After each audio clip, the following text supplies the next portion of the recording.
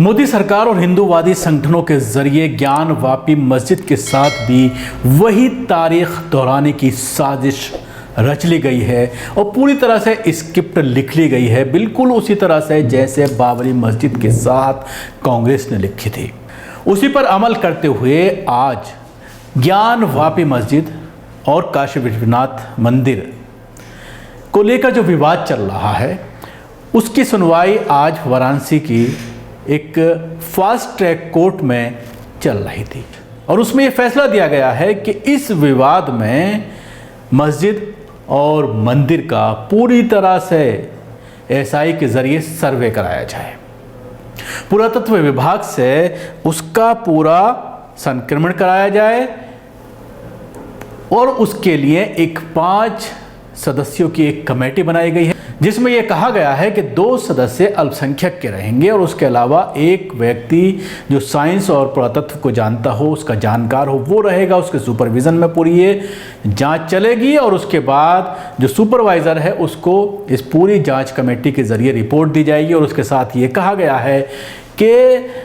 पूरी जाँच की वीडियोग्राफी कराई जाए और ब्लैक एंड वाइट दोनों तरह के फ़ोटोग्राफ्स भी लिए जाएं। उसके साथ ये भी कहा गया है ऑर्डर में कोर्ट के कि नमाज जब हो रही हो तो नमाज में खलल नहीं पड़ना चाहिए, नमाज बंद नहीं होनी चाहिए, नमाज अपने मामूल के मुताबिक मस्जिद के अंदर चलती रहनी चाहिए और उसी के दौरान आर्कोलॉजिकल सर्वे एएसआई के ज़रिए इसकी पूरी तरह से जाँच की जाए। आपको याद होगा कि बाबरी मस्जिद के मामले में भी एएसआई ने खुदाई की थी और खुदाई के बाद अपनी रिपोर्ट में ये सौंपा था कि वहाँ पर कुछ चीज़ें ऐसी मिली हैं जिनका इस्तेमाल मंदिर की बनावट में होता है, मंदिर को बनाने के लिए किया जाता है और उसी के आधार पर इस केस में काफ़ी पुख्तगी आई थी। बिल्कुल इसी तरह का फैसला आज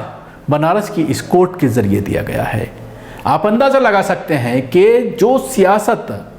बाबरी मस्जिद को लेकर बीजेपी जो सत्ता में आई राम जन्मभूमि के मामले को लेकर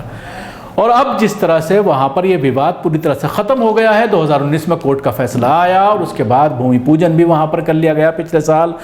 और वहाँ पर मंदिर का बनने का सिलसिला शुरू हो गया है। तो अब पूरी तरह से वो विवाद ख़त्म हो गया है। जिस चीज़ को लेकर राम मंदिर के मामले को लेकर बीजेपी जो 2 सीटों से लेकर आज पूरी तरह से एब्सोल्यूट मेजॉरिटी में है और तरह तरह के फैसले सरकारों के ज़रिए लिए जा रहे हैं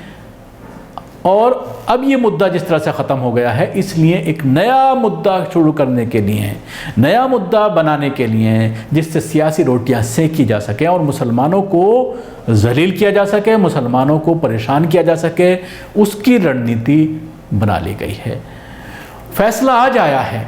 लेकिन मैं आपको कुछ पीछे लेके जाना चाहूँगा। कुछ दिन पहले सुप्रीम कोर्ट में एक मामला आया जिसमें 1991 में जो एक एक्ट बनाया गया था, नरसिम्हा राव की सरकार थी, 1992 में बाबरी मस्जिद को शहीद कर दिया गया, लेकिन शहादत से 1 साल पहले 1991 में एक एक्ट बनाया गया था, प्लेसेस ऑफ वर्शिप एक्ट 1991 और इस एक्ट में ये कहा गया था कि 15 अगस्त 1947 यानी जिस वक्त देश आज़ाद हुआ था उस वक्त जो भी इबादतगाह जिस शक्ल में थी, चाहे वो मस्जिद की शक्ल हो, चाहे वो मंदिर की शक्ल हो, चाहे गिरजाघर की शक्ल हो, चाहे वो गुरुद्वारे की शक्ल हो, तो वो अपनी शक्ल में बाकी रहेगी। उस पर कोई अपना दावा नहीं कर सकता है सिवाय राम जन्मभूमि और बाबरी मस्जिद के विवाद के, क्योंकि वो मामला सब जुडिस है, कोर्ट में चल रहा है और कोर्ट के ज़रिए जो उसमें फैसला होगा वो सबको मानना पड़ेगा। ये एक्ट एक बनाया गया था। लेकिन अभी कुछ दिन पहले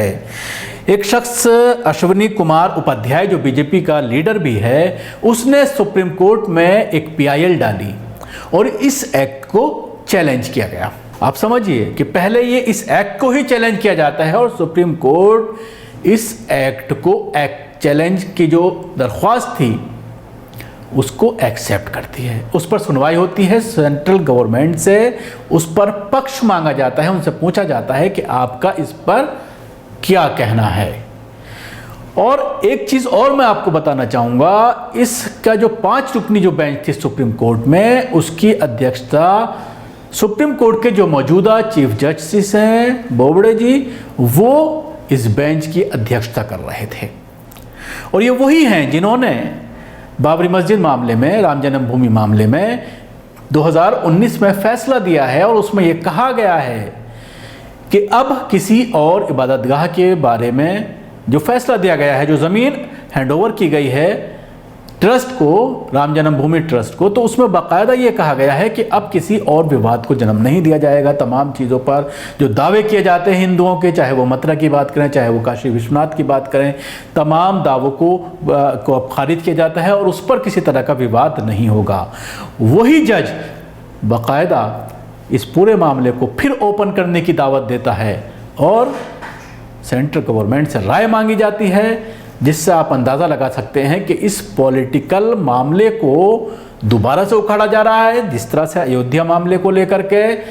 सेंट्रल गवर्नमेंट तक सरकार बनाने में बीजेपी कामयाब रही और एब्सोल्यूट मेजॉरिटी में है, लेकिन अब ये मुद्दा ख़त्म हो गया है और लोग कहीं ना कहीं अब जो ज़मीनी मुद्दे हैं, रोज़गार का मुद्दा है, उसके अलावा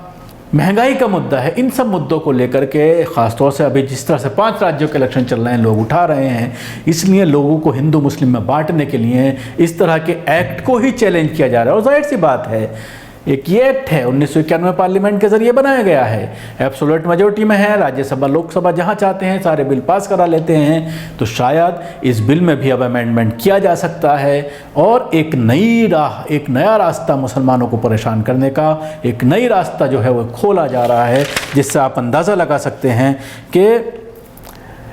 किस तरह की पूरी तरह से साजिश है, ख़ासतौर से मुसलमानों के ख़िलाफ़ की जा रही हैं और जिन चीज़ों पर दावे किए जाते हैं दोबारा उनको खोलने की बात कही जा रही है। जिस तरह से ये 2 मैंने आपको मामले बताए कि सुप्रीम कोर्ट में किस तरह से इस पूरे एक्ट को चैलेंज किया गया और उसको एक्सेप्ट किया गया, उसमें सुप्रीम कोर्ट ने सेंट्रल गवर्नमेंट से राय मांगी और आज जिस तरह से बनारस में एक जो कोर्ट के ज़रिए फैसला आया है और उसमें ASI से पूरा इसका सर्वेक्षण कराने की बात कही गई है, आर्कोलॉजिकल सर्वे से, जिस तरह से बाबरी मस्जिद केस में भी कराया गया था और उसकी जो रिपोर्ट आई थी उसका जिक्र बाकायदा जो जजमेंट आया है बाबरी मस्जिद केस में, उसमें उसका पूरी तरह से जिक्र किया गया है और ये बताया गया है कि किस तरह से आर्कोलॉजिकल सर्वे ने जो वहाँ पर खुदाई की थी और उसमें जो चीज़ें मिली थी उसका पूरी तरह से सिलसिलेवार जो फैसला है उसमें बताया गया है। तो जाहिर सी बात है इस पूरे मामले को खोल करके एक नया मुद्दा लाने की कोशिश बीजेपी के ज़रिए की जा रही है। शुक्रिया आपको, हमारा प्रोग्राम कैसा लगा जरूर बताएं, हमारे यूट्यूब चैनल को सब्सक्राइब करना ना भूलें, इसके साथ ही बेल आइकन जरूर दबाएं। धन्यवाद। सभी अहम खबरों के लिए न्यूज़ MX को सब्सक्राइब करें, साथ ही बेल आइकन को जरूर दबाएं। लाइक, शेयर, कमेंट करना ना भूलें।